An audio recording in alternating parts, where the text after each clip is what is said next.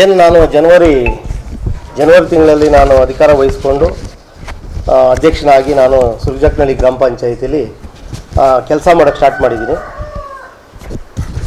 ಮೊದಲನೇದಾಗಿ ಏನಪ್ಪ ಅಂತಂದರೆ, ಈಗ ಈ ವಿಚಾರ ಬಂದಿರೋದೇನು ಅಂತಂದರೆ, ಈ ರೂಪ ಬಿಲ್ ಕಲೆಕ್ಟ್ರ್ ವಿಚಾರ, ಈ ರೂಪ ಕರ ವಸೂಲಿಗಾರರ ವಿಚಾರ ಏನಂತಂದರೆ, ಕರ ವಸೂಲಿಗಾರರ ಬಗ್ಗೆ ಕ್ರಿಮಿನಲ್ ಮೊಕದ್ದಮೆ ಆಗಿತ್ತು. ಅವ್ರನ್ನ ನೀವು ನಡಾವಳಿ ಮಾಡಿ ಕರ್ತವ್ಯಕ್ಕೆ ತಗೊಂಡಿದ್ದೀರಾ ಅನ್ನೋದು ನನ್ನ ಮೇಲೆ ಇರೋಂಥ ಆರೋಪ. ನಾನು ರೂಪ ಅವ್ರನ್ನ ಕ್ಲೀನ್ ಚಿಟ್ ಕೊಟ್ಟು ಕರ್ತವ್ಯಕ್ಕೆ ತಗೊಂಡಿಲ್ಲ, ಮೊದಲನೇದಾಗಿ. ಆಮೇಲೆ ನಾನು ಏನು ಹೇಳಕ್ಕೆ ಬರ್ತೀನಿ ಅಂತಂದರೆ, ಮೊದಲನೇದಾಗಿ ಕಾರ್ಯನಿರ್ವಹಣಾಧಿಕಾರಿಗಳು ಆನೇಕಲ್ ತಾಲೂಕು ಪಂಚಾಯತಿಗೆ ಒಬ್ಬರು ಕಂಪ್ಲೇಂಟ್ ಮಾಡ್ತಾರೆ. ಈ ಸುರ್ಜಕ್ನಳ್ಳಿ ಗ್ರಾಮ ಪಂಚಾಯಿತಿಯಲ್ಲಿ ಅವ್ಯವಹಾರಗಳು ನಡೀತಾ ಇದೆ ಅಂತ ಕಂಪ್ಲೇಂಟ್ ಮಾಡಿದ್ವಿ. ಅದನ್ನು ಆ ಕಂಪ್ಲೇಂಟ್ ಆಧಾರವಾಗಿ ತಾಲೂಕು ಪಂಚಾಯಿತಿಯ ಇ.ಒ. ಅಧಿಕಾರಿಗಳು ನಮ್ಮ ಪಂಚಾಯಿತಿಗೆ ತನಿಖಾ ತಂಡವನ್ನು ರಚನೆ ಮಾಡ್ತಾರೆ. ತನಿಖಾ ತಂಡ ರಚನೆ ಮಾಡಿ ತನಿಖೆ ಮಾಡಿ ಅವರು ಒಂದು ವರದಿಯನ್ನು ಕೊಡ್ತಾರೆ. ಆ ವರದಿಯಲ್ಲಿ ಯಾವುದೇ ವರದಿಯಲ್ಲಾಗಲಿ ಅಥವಾ ಈ ಕಂಪ್ಲೇಂಟಲ್ಲಾಗಲಿ ಈ ರೂಪ ಅನ್ನೋರ ಹೆಸರು ಬರೋದಿಲ್ಲ. ಯಾವುದೇ ಕೈಯಲ್ಲಿ ಎಲ್ಲೂ ಅವ್ರ ಬಗ್ಗೆ ಎಲ್ಲೂ ಮಾಹಿತಿ ಇಲ್ಲ. ಒಂದು. ಎರಡನೇದಾಗಿ ಜಿಲ್ಲಾ ಪಂಚಾಯಿತಿ ಮುಖ್ಯ ಕಾರ್ಯನಿರ್ವಹಣಾಧಿಕಾರಿಗಳಿಗೆ ಒಂದು ದಲಿತ ಮತ್ತು ಪ್ರಗತಿಪರ ಸಂಘಟನೆಗಳ ಒಕ್ಕೂಟದಿಂದ ಒಂದು ಕಂಪ್ಲೇಂಟ್ ಕೊಡ್ತಾರೆ. ಸುರ್ಜಕ್ನಳ್ಳಿ ಗ್ರಾಮ ಪಂಚಾಯಿತಿಯಲ್ಲಿ ಸಾಕಷ್ಟು ಅವ್ಯವಹಾರಗಳಾಗಿದೆ, ಅದರ ಬಗ್ಗೆ ಪರಿಶೀಲನೆ ಮಾಡಿ ತನಿಖೆ ಮಾಡಬೇಕು ಅಂತ ಕಳಿಸಿದಾಗ ಅವರು ತನಿಖೆ ಮಾಡಿ ಅವರು ಒಂದು ತನಿಖೆ ತಂಡನ ಕಳಿಸ್ತಾರೆ. ಏನು ಸುರ್ಜಕ್ನಳ್ಳಿ ಗ್ರಾಮ ಪಂಚಾಯಿತಿಗೆ ಒಂದು ತನಿಖಾ ತಂಡನ ಕಳಿಸ್ತಾರೆ. ಅವರು ತನಿಖಾ ತಂಡದಲ್ಲೂ ಸಹ ಎಲ್ಲೂ ರೂಪ ಅವರ ಹೆಸರನ್ನ ಮೆನ್ಷನ್ ಮಾಡಿರಲ್ಲ. ಬರೀ PDO ಹರೀಶು ಮತ್ತು ಶಿಲ್ಪಾಬಾಯಿ ಹೆಸರನ್ನ ತಗೊಂಡಿರ್ತಾರೆ.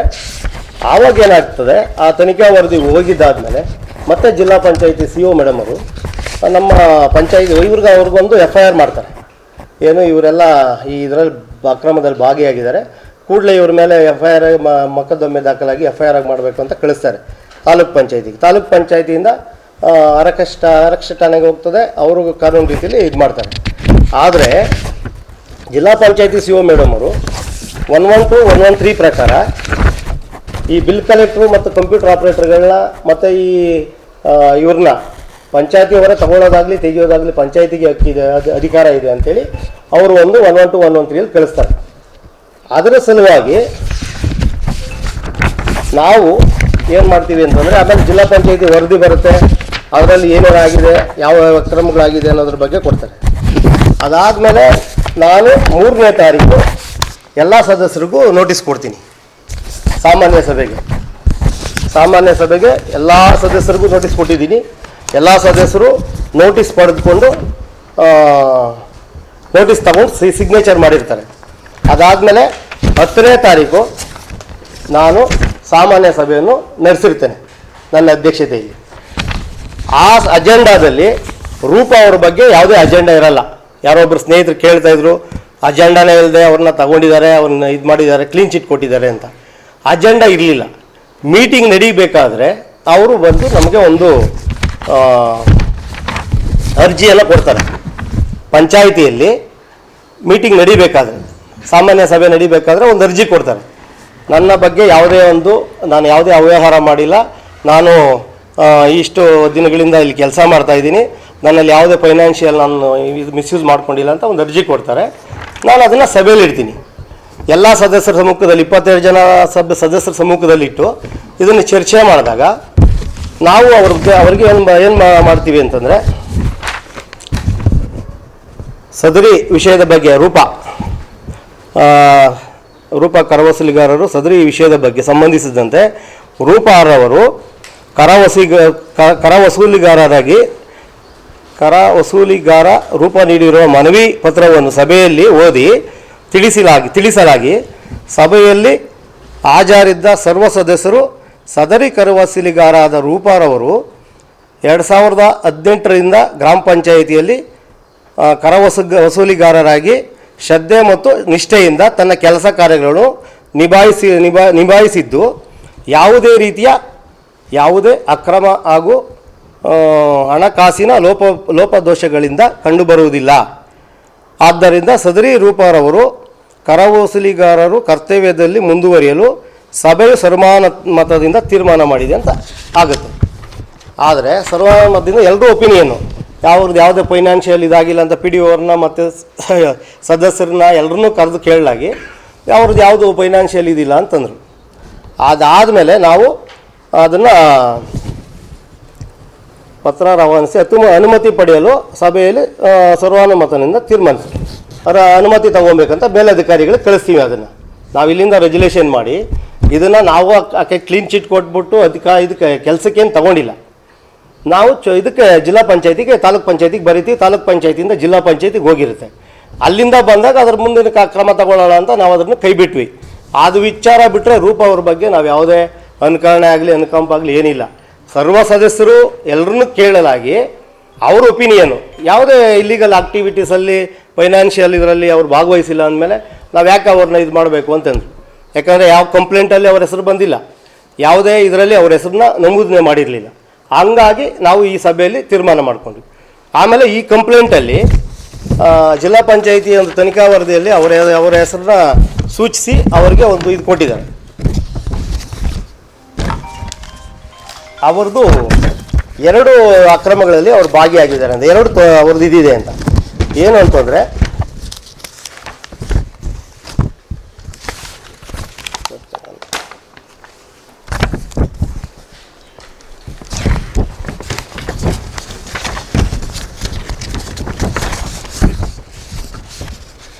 ರಸೀದಿ ಸಂಖ್ಯೆ 227 ಭಾಗಶಃ 2023-24 ಸಾಲಿನ ಲೆಕ್ಕ ಪರಿಶೋಧನಾ ವರದಿಯಲ್ಲಿ ಗ್ರಾಮ ಪಂಚಾಯಿತಿ ಕಾರ್ಯದರ್ಶಿಗಳು ಮೌಖಿಕವಾಗಿ ಕಳೆದು ಹೋಗಿದೆ ಎಂದು ತಿಳಿಸಿರುತ್ತಾರೆ. ಈ ಬಗ್ಗೆ ಪೊಲೀಸ್ ಠಾಣೆಯಲ್ಲಿ ದೂರು ದಾಖಲಾಗಿಸಿರುವುದಿಲ್ಲ.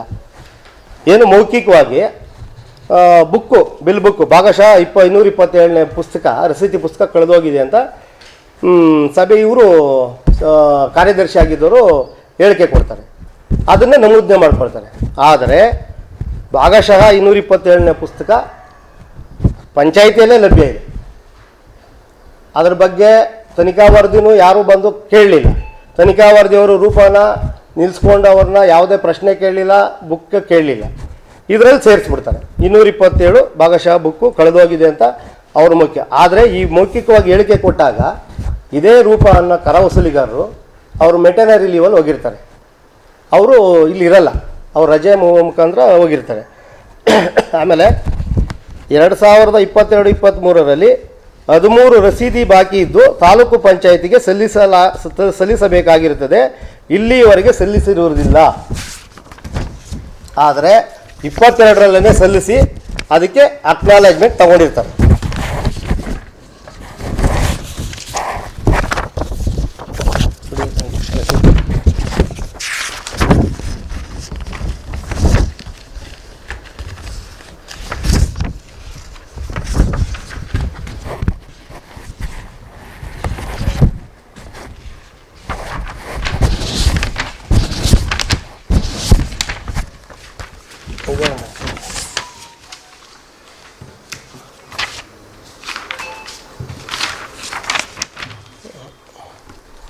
ಹುಣಸೂರು ಚೆನ್ನಾಗಿ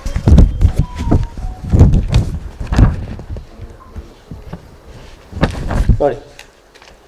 22 ದಿನಾಂಕ 15/5/22ರಂದು ಸುರ್ಜಕ್ನಳ್ಳಿ ಗ್ರಾಮ ಪಂಚಾಯತಿಯಿಂದ ಎಲ್ಲ ಪುಸ್ತಕಗಳನ್ನು ಪಡೆದುಕೊಂಡು ಅವರೇ ಕೊಟ್ಟಿರೋಂಥ ಅಕ್ನಾಲೇಜ್ಮೆಂಟ್.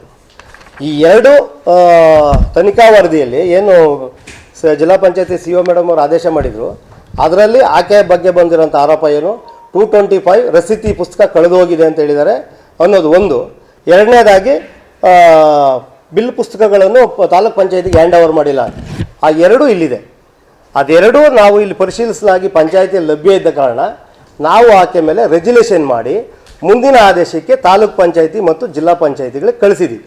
ಅಲ್ಲಿಂದ ಆದೇಶ ಬಂದರೆ ಆಕೆನ ಕೆಲಸಕ್ಕೆ ತಗೊಳ್ಳಲ್ಲ, ಬೇಡ ಅಂತಂದರೆ ತಗೊಳ್ಳಲ್ಲ, ತಗೊಳ್ಳಿ ಅಂತಂದರೆ ತಗೊಳ್ತೀವಿ. ನಾವು ಯಾವುದೇ ಕ್ಲೀನ್ ಚಿಟ್ ಕೊಟ್ಟು ಆಕೆನ ತೆಗೆದುಕೊಂಡು ಇದು ಮಾಡಲಿಲ್ಲ.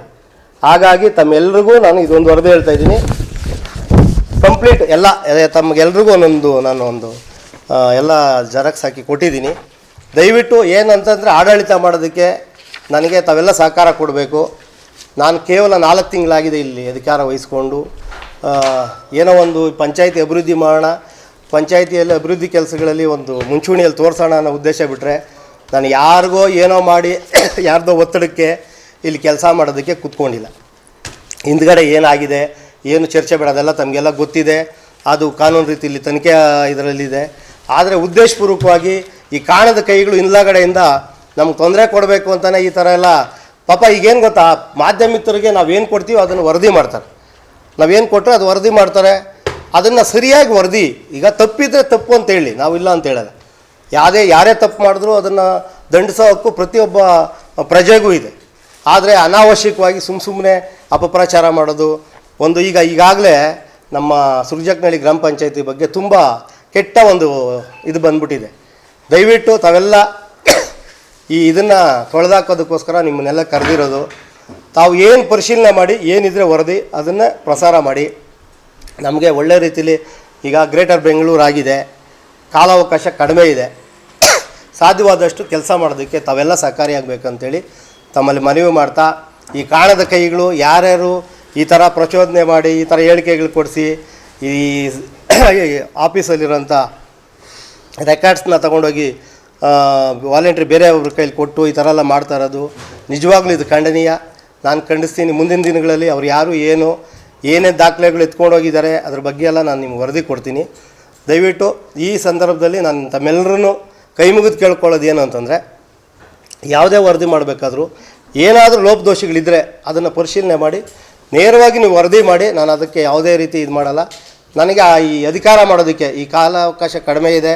ಸಿಕ್ಕಿರೋಂಥ ಅವಕಾಶನ ಒಳ್ಳೆ ಕೆಲಸ ಮಾಡೋದಕ್ಕೆ ನಾನು ಕೂತ್ಕೊಂಡಾಗಿಂದ ಒಂದು ದಿವಸನೂ ನೆಮ್ಮದಿಯಾಗಿ ಕೂತ್ಕೊಂಡಿಲ್ಲ.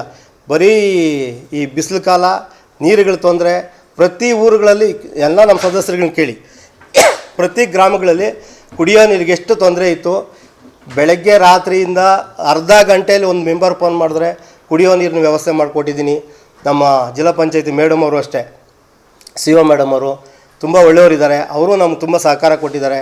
ನಮ್ಮ ತಾಲೂಕ್ ಪಂಚಾಯತಿ ವಿ ಒ ಸಾಹೇಬರು, ಮಂಜುನಾಥ್ ಸಾಹೇಬರು, ಅವರು ನಮ್ಗೆ ತುಂಬ ಸಹಕಾರ, ಏನೇ ಹೇಳಿದ ತಕ್ಷಣ ನಮ್ಗೆ ಒಳ್ಳೆ ಸಹಕಾರ ಕೊಟ್ಟಿದ್ದಾರೆ. ತಾವೆಲ್ಲ ನಮ್ಗೆ ಒಳ್ಳೆ ಸಹಕಾರ ಕೊಟ್ಟಿದ್ದೀರಾ. ನಾನು ಏನೇ ಅಭಿವೃದ್ಧಿ ಕೆಲಸ ಮಾಡೋಕ್ಕಾದರೂ, ನಾನೇನೋ ಒಂದು ಕಾರ್ಯಕ್ರಮ ಮಾಡೋದು, ತಾವೆಲ್ಲ ಬಂದು ನನ್ನ ಕಾರ್ಯಕ್ರಮನ ಏನು ಮಾಡ್ತಾಯಿದ್ದೀನಿ ಅಂತ ಜನಗಳಿಗೆ ತೋರಿಸುವಂಥದ್ದನ್ನು ಮಾಡ್ತಾಯಿದ್ದೀರಾ. ತುಂಬ ಧನ್ಯವಾದ. ಇದೇ ರೀತಿ ಮುಂದೇನು ಸಹಕಾರ ಕೊಡಿ. ಏನಾದರೂ ಲೋಪದೋಷಗಳಿದ್ದರೆ ಅದನ್ನು ನಿಜವಾಗ್ಲೂ ತಿಳಿಸಿ. ಈಗ ಯಾರೋ ಒಬ್ಬರು ಏನೋ ಒಂದು ಮೌಖಿಕವಾಗಿ ಹೇಳಿಕೆ ಕೊಟ್ಬಿಟ್ಟು ನಾನು ಅದಕ್ಕೆ ಎಲ್ಲ ದಾಖಲೆಗಳು ಇಟ್ಕೊಂಡಿದ್ದೀನಿ. ಇದನ್ನು ದಯವಿಟ್ಟು ಎಲ್ರಿಗೂ ತಿಳಿಸ್ಬೇಕಾಗಿ ಮತ್ತೊಮ್ಮೆ ತಮ್ಮಲ್ಲಿ ಮನವಿ ಮಾಡ್ಕೊಳ್ತಾ ಇದ್ದೀನಿ. ಹೌದು, ರೂಪ ಅವ್ರ ಮೇಲೆ ಆಗಿದೆ.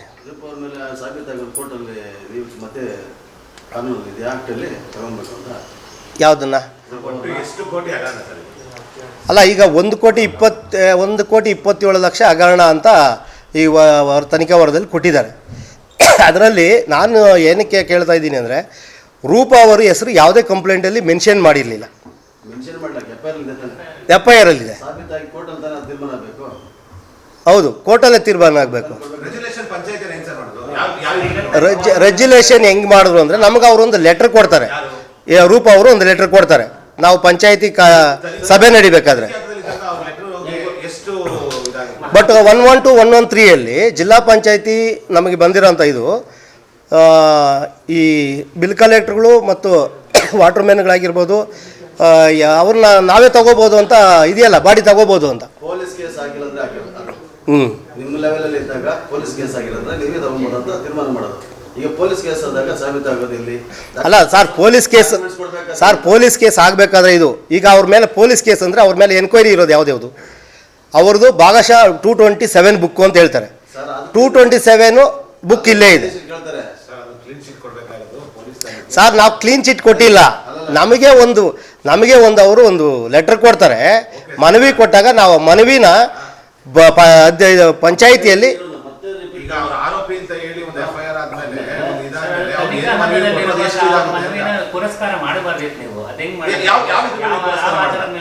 ಮನವಿ ಕೊಟ್ಟಿದ್ದಾರೆ. ಪಂಚಾಯತಿಲಿ ಮನವಿಲಿ ಕೊಟ್ಟಿದ್ದಾರೆ. ಮನವಿ ಕೊಟ್ಟಾಗ ನಾವು 112, 113 ಪ್ರಕಾರ ಅವ್ರನ್ನ ರೆಗ್ಯುಲೇಷನ್ ಮಾಡ್ಕೊಂಡು ಮೇಲಿನ ಅಧಿಕಾರಿ ಕಳಿಸಿದ್ದೀವಿ. ಈಗ ಜಿಲ್ಲಾ ಪಂಚಾಯತಿಯಿಂದ ತಾಲೂಕ್ ಪಂಚಾಯತಿಗೆ ಬಂದಿದೆಯಲ್ಲ,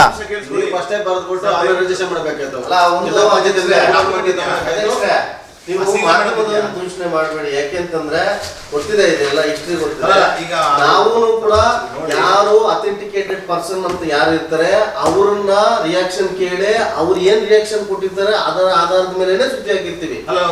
ನಾವು ಸಿಒ ಆಫೀಸಿಂದ ಬಂದಿದ್ದೀರ ಅಂತ ತಾವು ನೋಡಿ, ಸಿಒ ಮೇಡಮ್ ನ ಪರವಾಗಿ ಬಂದಿದೆ, ದಯವಿಟ್ಟು ಅದನ್ನ ದಾಖಲೆ ನೋಡಿ. ಸಿಇಒ ಮೇಡಮ್ ಆಫೀಸಿಂದ ಬಂದಿದ್ದ ಪರವಾಗಿ ಬಂದಿರುವಂಥದ್ದು ಆ ದಾಖಲೆ ನೋಡಿ. ಮತ್ತೆ ಇವ್ರ ಮೇಲೆ ಪ್ರಕರಣ ದಾಖಲಾಗಿದೆ, ತನಿಖೆ ಹಂತದಲ್ಲಿದೆ. ತನಿಖೆ ಹಂತದ ಮೇಲೆ ನೀವು ರೆಜುಲೇಷನ್ ಮಾಡ್ತೀರಿ, ಯಾವ ಆಧಾರದ ಮೇಲೆ ಮಾಡ್ತೀರಿ? ನೀವು ಹೇಳಿದ್ರಿ 112 ಏನೋ ಪ್ರಕಾರ ಕೊಟ್ಟಿದ್ದಾರೆ ಅಂತ ಹೇಳಿ. ನೀವು ಸಿಇಒ ಮೇಡಮ್ ಕೊಡಿದ್ರೆ ನನ್ನ ಗಮನಕ್ಕೆ ಇಲ್ಲ. ನಾವು ಸರ್ ತಾಲೂಕ್ ಪಂಚಾಯತಿ ಕಳಿಸಿದ್ದೀವಿ. ನೀವು ಹೇಳ್ತಾ ಇರೋದೇ ನನಗೆ ಗೊತ್ತಾಗ್ತಿರೋದು, ನಾನು ಎಂಕ್ವೈರಿ ಮಾಡ್ತೀನಿ ಅಂತಾರಲ್ಲ. ತಾಲೂಕ್ ಪಂಚಾಯತಿ ಅಲ್ಲ, ಎನ್ಕ್ವೈರಿ ಮಾಡಲಿ, ತಾಲೂಕ್ ಪಂಚಾಯತಿ ಕಳಿಸಿದ್ದೀವಿ ನಾವು ಇಲ್ಲಿಂದ ಬರೆದು. ಸರ್ ನಾವೇನು ಅವ್ರನ್ನ ಕ್ಲೀನ್ ಚೆಕ್ ಕೊಟ್ಟು ಕೆಲ್ಸಕ್ಕೆ ತಗೊಂಡಿಲ್ಲ.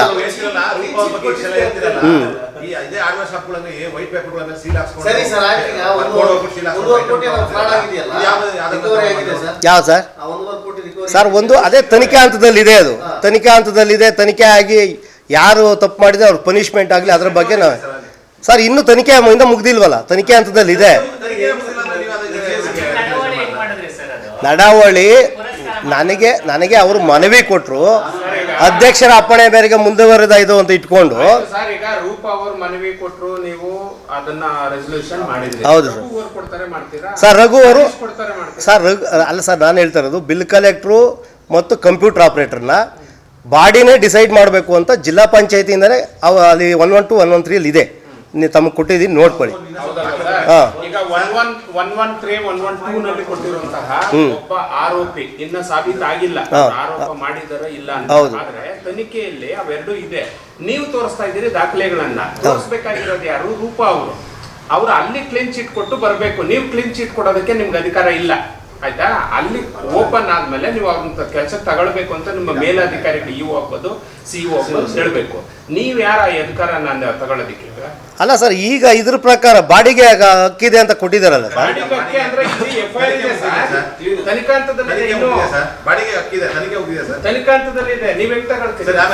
ಅಲ್ಲ, ನಾವು ತಗೊಂಡಿಲ್ಲ, ನಾವು ಕೆಲ್ಸಕ್ಕೆ ತಗೊಂಡಿಲ್ಲ, ರೆಜುಲೇಷನ್ ಮಾಡಿದ್ವಿ, ನಡಾವಳಿ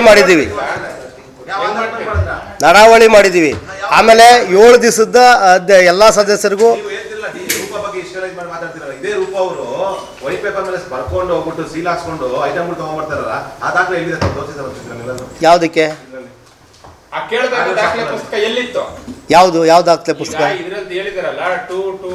227. ಹೌದು, ಇದರಲ್ಲಿ ಅವ್ರ ದಾಖಲೆ ತನಿಖೆ ಇದರಲ್ಲಿ ಅವ್ರನ್ನ ಕೇಳ್ತಾರೆ. ಮೌಖಿಕವಾಗಿ ಅದನ್ನ ಹೇಳಿ ಇಲ್ಲ, ಮೌಖಿಕವಾಗಿ ಹೇಳಿರೋದು ಕಾರ್ಯದರ್ಶಿಗಳು. ರೂಪ ಮೆಟನರಿ ಲೆವೆಲ್ ಇರ್ತಾರೆ, ಅವ್ರು ಇರಲ್ಲ. ಅವ್ರು ಇಲ್ದೇ ಇರುವಾಗ ಇವರು ಆಡಿಟ್ ಬಂದಾಗ ಅವರು ಕಾರ್ಯದರ್ಶಿಗಳು ಕೊಟ್ಟಿರೋದು ಅದನ್ನ. ನೀವು ಒಟ್ಟಾರೆ ಎಂಟೈರ್ ಎನ್ಕ್ವೈರಿಯಲ್ಲಿ ನೀವು ಮೂಗು ದುಡಿಸಿರುವಂತದ್ದು ಮತ್ತೆ ಅವರ ಅರ್ಜಿ ಕೊಟ್ಟ ತಕ್ಷಣ ಅವ್ರು ಪುರಸ್ಕರಿಸಿರುವಂತದ್ದು ಇಲ್ಲಿ ಮೇಲ್ನೋಟಕ್ಕೆ ಎದ್ದು ಕಾಣಿಸ್ತಾರಂತದ್ದು ನಿಮ್ಮ ಮೇಲೆ ಆರೋಪ. ಸರ್ ನಾನು ಅದನ್ನೇ ಹೇಳ್ತಾ ಇದ್ದೀನಿ, ಆರೋಪ ನನ್ನ ಮೇಲೆ ಬಂದಿರೋದ್ರಿಂದಾನೇ ತಮ್ಮನ್ನೆಲ್ಲ ಕರೆದಿರೋದು. ಅಲ್ಲ, ಸಮರ್ಪಕವಾಗಿಲ್ಲ. ಸಮರ್ಪಕವಾಗಿ ಅಂದ್ರೆ ಈಗ ಮೀಟಿಂಗ್ ಕರೆದ್ವಿ, ಮೀಟಿಂಗಲ್ಲಿ ಅವರು ನಮಗೆ ಒಂದು ಅರ್ಜಿ ಕೊಟ್ಟರು. ರಘು ಕೊಟ್ಟಿದ್ರೆ ರಘುದು ಬರಿತಾ ಇದ್ವಿ ಸರ್. ರಘುದು ಹರೀಶ್ ತಗೊಳಕ್ ಬರಲ್ಲ. ನಾವು 112 113 ಇದಕ್ಕೆ 112 113 ಪ್ರಕಾರ ನಾವು 112 113 ಪ್ರಕಾರನೇ ಅವ್ರನ್ನ ಇದು ಮಾಡ್ಕೊಂಡಿದ್ದು ಅಷ್ಟೇ. ರೆಜುಲೇಷನ್ ಮಾಡ್ಕೊಂಡಿದ್ದ ಉದ್ದೇಶ ಏನಂತಂದ್ರೆ ಬಾಡಿಗೆ ಪೂರ್ಣ ಇದಿರೋದ್ರಿಂದ ಸಮ್ಮತಿ ಇದೆ ಅಂತ ಎಲ್ಲ 22 ಸದಸ್ಯರುಗಳನ್ನ ಕೇಳಿದ್ವಿ.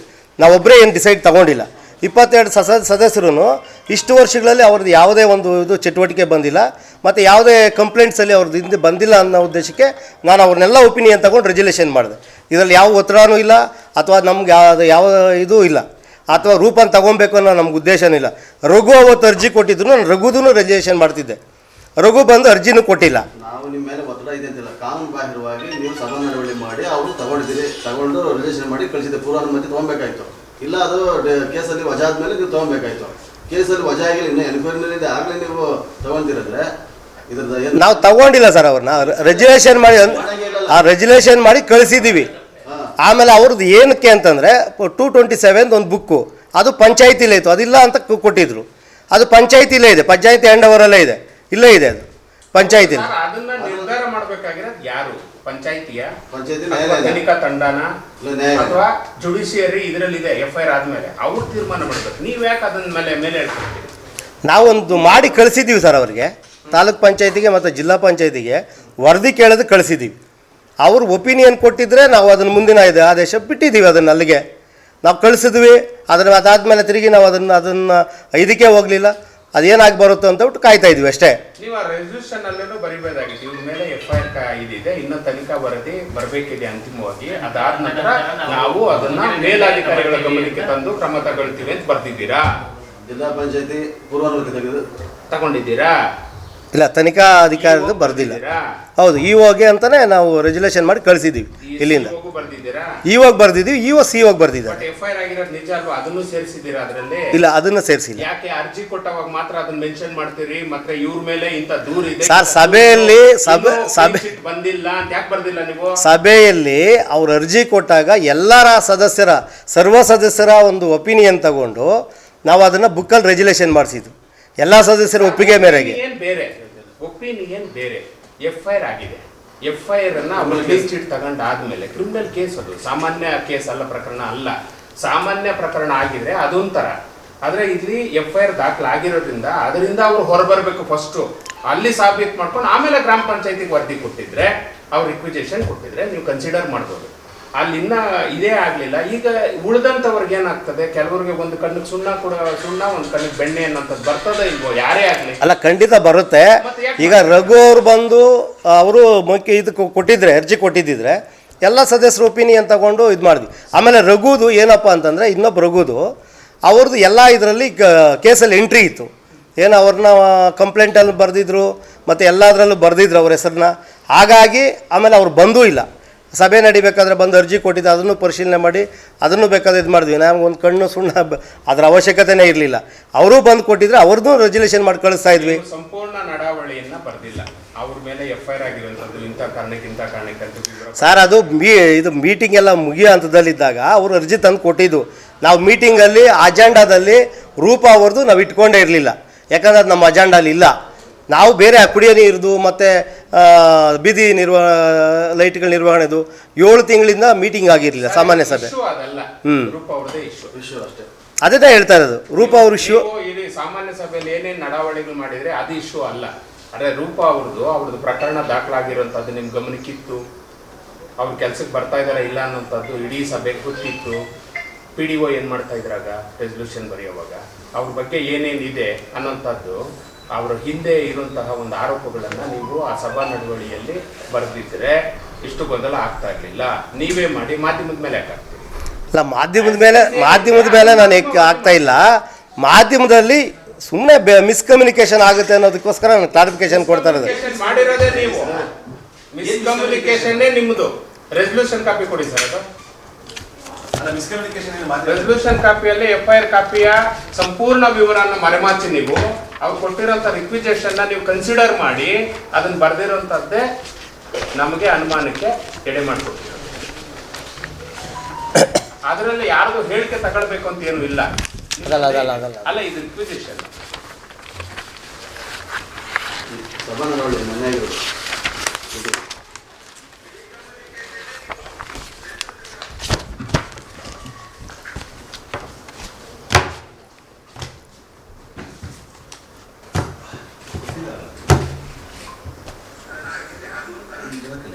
ನೋಡಿ ಎಷ್ಟು ಚೆನ್ನಾಗಿ ನೀವು ಕೊಟ್ಟಿದ್ದೀರಿ ಅಂದ್ರೆ, ಶ್ರದ್ಧೆ ಮತ್ತು ನಿಷ್ಠೆಯಿಂದ ತನ್ನ ಕೆಲಸ ಕಾರ್ಯಗಳನ್ನು ನಿರ್ವಹಿಸಿದ್ದು ಸರ್ಟಿಫಿಕೇಟ್.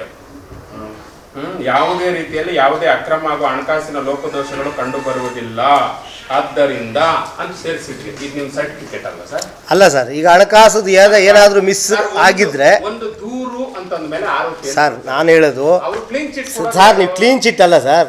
ಈಗ ಅವ್ರ ಬಗ್ಗೆ ಏನಾದರೂ ಅವರು ಒಂದು ಯಾವುದಾದ್ರೂ ಚೆಕ್ಗೆ ಸೈನ್ ಹಾಕಿದಾರಾ? ಇಲ್ಲ.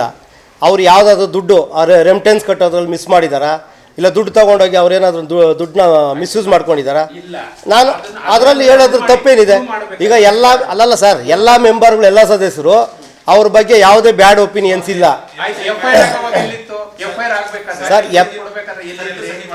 ಯಾರು ಸರ್? ರೂಪ ಅವರು ಈಗ ಹಾರ್ಡ್ವೇರ್ ಶಾಪಲ್ಲಿ ಅಲ್ಲ ಮಾಡಿರ್ಬೋದು, ನಾನು ನೋಡಲಿಲ್ಲ. ಯಾಕೆ ನಾನು ಬಂದ ಮೇಲೆ ರೂಪ ಇಲ್ಲ. ನನ್ನ ಹಿಂದಿಂದು ನನಗೆ ಗೊತ್ತಿಲ್ಲ ಸರ್. ನಾನು ಮಾಡಿರೋದೇನು ರೆಗ್ಯುಲೇಷನ್ ಮಾಡಿದ್ದೀನಿ. ಜಿಲ್ಲಾ ಪಂಚಾಯತಿ ಸಿಇಒ ಒಂದು ಆದೇಶ ಮಾಡ್ತಾರೆ, ಈ ಥರ ಇದರಲ್ಲಿ 1,39,00,000 ಹಣ ಇದಾಗಿದೆ ಅಕ್ರಮವಾಗಿದೆ ಅಂತೇಳಿ ಒಂದು ರೆಗ್ಯುಲೇಷನ್ ಮಾಡಿ ಇವ್ರ ಮೇಲೆ ಆದೇಶ ಮಾಡ್ತಾರೆ, ಇದನ್ನ ಶಿಸ್ತು ಕ್ರಮ ಜರುಗಿಸಿದ್ದೇವೆ. ಆ ಆದೇಶದ ವಿರುದ್ಧವಾಗಿ ನೀವೊಂದು ಸರ್ ಅದೇ ಸಿ ಅವರು 112, 113 ಪ್ರಕಾರ ಅವರನ್ನು ತೆಗಿಯೋದಕ್ಕೆ ತಗೊಳ್ಳೋದಕ್ಕೆ ಬಾಡಿಗೆ ಹಕ್ಕಿದೆ ಅಂತ ಕೊಡ್ತಾರೆ, ಹಕ್ಕಿದೆ ಅಂತ ಕೊಡ್ತಾರೆ. ಆ ಹಕ್ಕ ಮೇಲೇ ನಾನು ಮಂಡಿಸಿದ್ದು ಸರ್. ಪ್ರಕರಣ ದಾಖಲಾಗಿದೆ.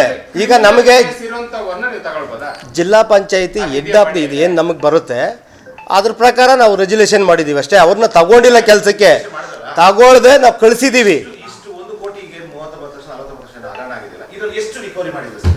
ಸರ್ ರಿಕವರಿ ಪಂಚಾಯತಿ ರಿಕವರಿ ಮಾಡೋದಕ್ಕೆ ಎನ್ಕ್ವೈರಿ ಇಲ್ಲಿದೆ.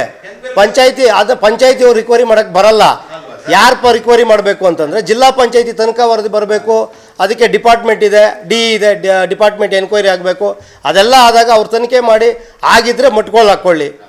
ಹೌದು ಸರ್, ನೀವೇ ಪತ್ರಿಕೆವರೆಗೆ ನೀವೇ ಕ್ರಿಮಿನಲ್ ಕೇಸ್ ಇರುವಂತಹ ಒಂದು FIR ಕಾಪಿ ಕೊಟ್ಬಿಟ್ಟು ಅದರಲ್ಲಿ ಅವರು ಅಕ್ರಮ ಮಾಡಿಲ್ಲ ಇನ್ನೊಂದಿಲ್ಲ ಅಂತ ನೀವು ರೆಸಲ್ಯೂಷನ್ ಮಾಡಿಬಿಟ್ಟು ಸರ್ ನಾನು ಹೇಳ್ತಾ ಇರೋದು ಸ್ಟ್ಯಾಂಡರ್ಡ್ ಸ್ಟೇಟ್ಮೆಂಟ್ ಅನ್ನ ನೀವೇ ಕೊಟ್ಟು ಮಾಧ್ಯಮದವ್ರ ಮೇಲೆ ಹೊರಿಸಿ ನೀವು ಈಗ ಮಾಧ್ಯಮದವ್ರ ಮೇಲೆ ನಾನು ಏನು ಹೊರಿಸ್ತಾ ಇಲ್ಲ.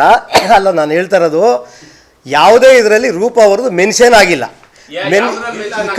ಅಲ್ಲಲ್ಲ, ಯಾವ್ದು ಕಂಪ್ಲೇಂಟಲ್ಲಿ ಆಗಿದೆಯಾ ಸರ್? FIR ಆಮೇಲೆ ಕಳಿಸಿರೋದು ಸರ್ ಜಿಲ್ಲಾ ಪಂಚಾಯತಿಯಿಂದ.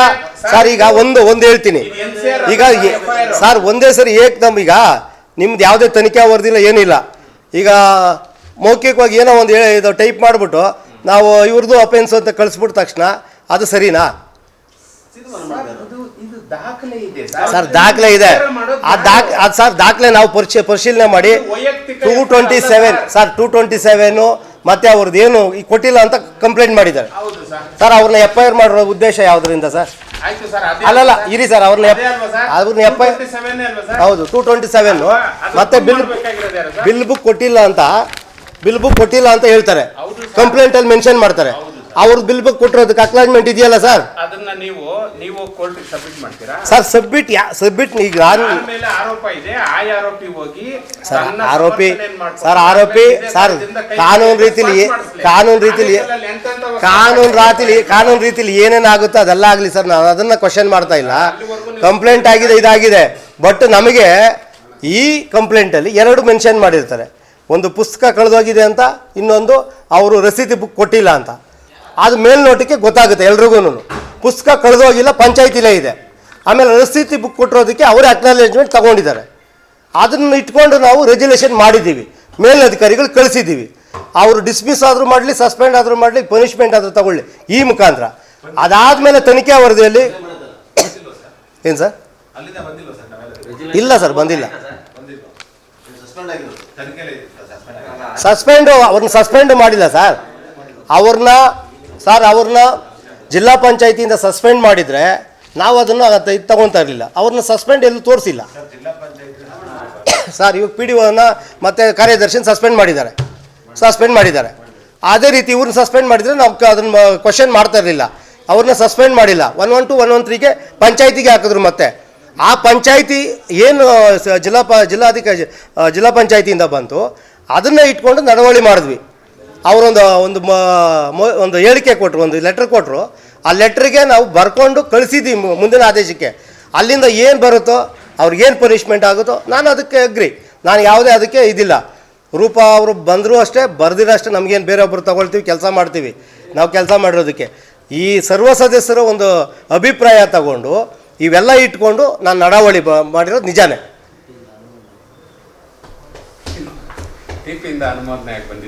ಇಲ್ಲ ಸರ್, ಇಲ್ಲ. ನಾವು ಕೊಟ್ಟಿರೋಂಥದ್ದು ಯಾವುದು ನಮ್ಮ ಆಫೀಸ್ಗೆ ಬಂದಿಲ್ಲ. ನಾವು ಕೊಟ್ವಿ, ಅಲ್ಲಿಂದ ಬಂದರೆ ಏನಾದರೂ ಮುಂದಿನ ಆದೇಶ ಮಾಡೋಣ ಅಂತ ಸುಮ್ಮನೆ ಆದ್ವಿ.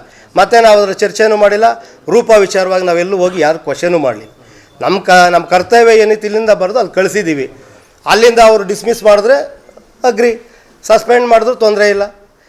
112, 113 ಪ್ರಕಾರ ಇಲ್ಲಿ ಕೇಳಿದ್ದಕ್ಕೆ ನಾವು ಮಾಡ್ಕೊಂಡಿದ್ವಿ ಹೊರತು ಬೇರೆ ಯಾವುದೇ ಉದ್ದೇಶ ಇಲ್ಲ. ದಯವಿಟ್ಟು ನಾನು ಯಾವುದೇ ನನ್ನ ಮಾಧ್ಯಮ ಮಿತ್ರರನ್ನ ಇಲ್ಲಿ ಬ್ಲೇಮ್ ಮಾಡಲ್ಲ. ಯಾಕೆ ಅಂತಂದರೆ ಅವ್ರ ವಿಚಾರ ತಿಳಿಸ್ಬೇಕಾಗಿತ್ತು, ನನ್ನ ಕಡೆಯಿಂದ ತಿಳಿಸಿದ್ದೀನಿ. ನನ್ನಲ್ಲಿ ಏನಾದರೂ ತಪ್ಪಿದ್ರೆ ಕೇಳಿ ನಾನು ಅದನ್ನು ಸರಿಪಡಿಸ್ಕೊಂಡು ತಿದ್ಕೊಳ್ತೀನಿ. ಇಷ್ಟು ಹೇಳಕ್ಕೆ ಬಯಸ್ತೀನಿ. ನೀವು ರೆಜಿಸ್ಟ್ರೇಷನ್ ಮಾಡಿದ್ರೆ ಕಾನೂನು ಬಾಹಿರ ಅಷ್ಟೇ, ಬಿಟ್ಟರೆ ಬೇರೆ ಏನಿಲ್ಲ. ರೆಜುಲೇಷನ್ ಅಂತಂದರೆ ನಾನು ಈಗ ಅದನ್ನೇ ಎಕ್ಸ್ಪ್ಲನೇಷನ್ ಕೊಡ್ತಾ ಇದ್ದೀನಿ. ಇಷ್ಟಕ್ಕೂ ಇಷ್ಟೇ. ಇಡೀ ರೆಸಲ್ಯೂಷನ್ ಅಲ್ಲಿ ನೀವು ಆಡಿ ಹೊಗಳಿ ಇವರು ಇಲ್ಲ, ಖಂಡಿತ ಸರ್, ಖಂಡಿತ ಇಲ್ಲ ಸರ್. ಸರ್ ನನ್ನ ಒಬ್ಬನ ಒಪಿನಿಯನ್ ಅಲ್ಲ, ಎಲ್ಲಾ ಸದಸ್ಯರುಗಳನ್ನ ಒಪಿನಿಯನ್ ಕೇಳಿದಾಗ ಕ್ರಿಮಿನಲ್ ಪ್ರಕರಣದಲ್ಲಿ ದಾಖಲಾಗಿರುವಂತಹ ಒಬ್ಬ ಆರೋಪಿಯನ್ನ ಸರ್ ರೆಸಲ್ಯೂಷನ್ ಅಲ್ಲಿ ನೀವು ಖಂಡಿತ ಈ ಆರೋಪವನ್ನ ಕ್ಲೀನ್ ಚಿಟ್ ಮಾಡಿ ಸರ್, ಖಂಡಿತ ಇರಿ ಸರ್, ನಾನು ಅದಕ್ಕೆ ಆನ್ಸರ್ ಹೇಳ್ತೀನಿ. ಯಾವಾಗ ಅವ್ರನ್ನ ಎರಡು ಇದರಲ್ಲಿ ಅವ್ರನ್ನ ಅಪರಾಧಿ ಮಾಡಿದ್ದಾರೆ, ಅವ್ರನ್ನ ಕಂಪ್ಲೇಂಟಲ್ಲಿ ಸೇರಿಸಿರೋದು 2. ಆ 2 ಪಂಚಾಯತಿನಲ್ಲೇ ಇದ್ದು ಮತ್ತೆ ಅವ್ರನ್ನ ಅಪರಾಧಿ ಮಾಡೋದು ಎಷ್ಟು ಸರಿ? ಅದನ್ನು ಪ್ರೂವ್ ಎಲ್ಲಿ ಮಾಡ್ಕೊಳ್ಬೇಕು, ಯಾರು ಮಾಡ್ತಾರೆ ಸರ್? ಅದು ನಮ್ಮ ಪಂಚಾಯತಿ ಗಮನಕ್ಕೆ ಅವರು ಕಳಿಸ್ಕೊಟ್ಟಿರೋದ್ರಿಂದ ನಾವು ಪಂಚಾಯತಿಯಲ್ಲೇ ನಮ್ಮ ಬಾಡಿನೆಲ್ಲ ತೀರ್ಮಾನ ಮಾಡಿ ಆ ರೆಜುಲೇಷನ್ನ ಮಾಡಿರೋದು. ತನಿಖಾಧಿಕಾರಿ ನೀವಲ್ಲ. ತನಿಖಾಧಿಕಾರಿ ನಾನಲ್ಲ ಸರ್, ತನಿಖಾಧಿಕಾರ ಅಲ್ಲ. ಈ ಮನವಿ ಕಳಿಸಿದ್ದೀವಿ ಅಷ್ಟೇ ಸರ್. ನಾನು ಯಾರು ಹಿಡಿತಲ್ಲಿರೋದಕ್ಕೂ ನಾನೇನು ಅನ್ಎಜುಕೇಟೆಡ್ ಅಲ್ಲ. ಯಾರು ಹಿಡಿತಾನೋ ಯಾರು ಒತ್ತಡನೂ ನನ್ನಲ್ಲಿಲ್ಲ. ನಮ್ಮ ಯಾವ ಸದಸ್ಯರು ಹೇಳ್ತಾ ಇದ್ದಾರೆ, ಯಾರು ಹೇಳ್ತಾ ಇದ್ದಾರೆ ನೇರವಾಗಿ ಬಂದು ಹೇಳಿ.